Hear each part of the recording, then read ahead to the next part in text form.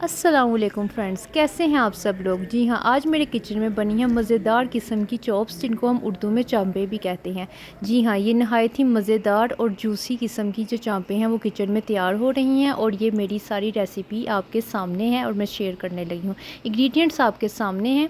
ये हमने यहाँ पे मटन चॉप्स ले ली मीडियम साइज़ की, या आप चेक कर लें, बहुत बड़ी है ना बहुत छोटी, बिल्कुल नॉर्मल साइज़ का जो है हमने ले लिया। उसके बाद ये हमारे पास सिरका है। ये सिरका हम इसलिए ऐड करेंगे इसको धोने के लिए। उसके बाद लहसुन अदरक का जो पेस्ट है वो ले लिया। ये 2 खाने के चम्मच हम ऐड करेंगे, 2 खाने के चम्मच ही दही। अच्छा जी जी, ये है हमारे स्पाइसेस। इसमें जला जाएगा नमक हमारा 1.5 खाने के चम्मच, धरा मिर्च, काली मिर्च पाउडर, गरम मसाला और सूखा धनिया और कश्मीरी लाल मिर्च पाउडर।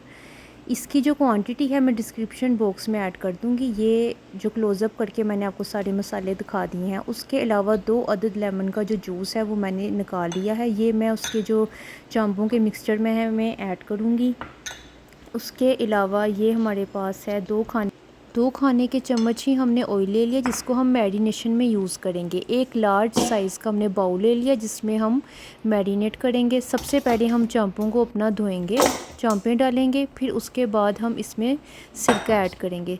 आपने सिरके को अच्छे तरीके से चांपों में डाल देना है ताकि इसकी जो स्मेल है ना वो निकल जाए। सिरके का ये फ़ायदा होता है कि जब आप इसको कोई भी चीज़ बनाने से पहले, ख़ास तौर पे जो गोश्त है, कुर्बानी का गोश्त, उसमें बहुत स्मेल होती है, तो उसको जो स्मेल दूर करने के लिए हम इसको सिरके में मैरिनेट करके फिर खुले पानी से धो लें। धोने के बाद वो सारे इंग्रेडिएंट्स इसमें डाल देंगे जो मैंने आपको पहले शो किए हैं। ये सारे इंग्रेडिएंट्स डाल के हमने इसको अच्छी तरह से मैरिनेट कर दिया है। ये देखिए मैरिनेट कर दिया। अब हम इसको 2 से 3 घंटे के लिए रख देंगे फ्रिज में। आप चाहें तो ज़्यादा देर के लिए भी रख सकते हैं, ओवरनाइट भी रख सकते हैं, बहुत अच्छी बनती है। हम इसको प्रेशर में डाल के प्रेशर लगा देंगे। 30 मिनट प्रेशर देने के बाद हम अपने गोश्त को चेक करेंगे कि वो अच्छी तरह से गल गया है कि नहीं। ये देखिए गोश्त बिल्कुल अच्छी तरह से गल गया है।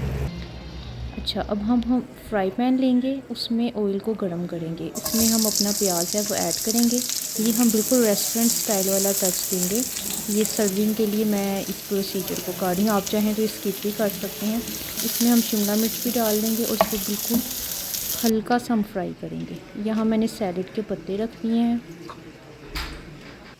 और हम चांपों को इस तरह बारी बारी इसमें रखेंगे। देखें कितनी मज़ेदार किस्म की जूसी टाइप की जो है ना हमारी चांपें तैयार हुई हैं। सोते किए हुए प्याज और शिमला मिर्च को मैंने इस तरह से रख दिया है। मेरी रेसिपी को आप ज़रूर ट्राई कीजिएगा और मुझे दुआओं में याद रखिएगा। तब तक के लिए अल्लाह हाफ़िज़ और चैनल को सब्सक्राइब करना मत भूलें।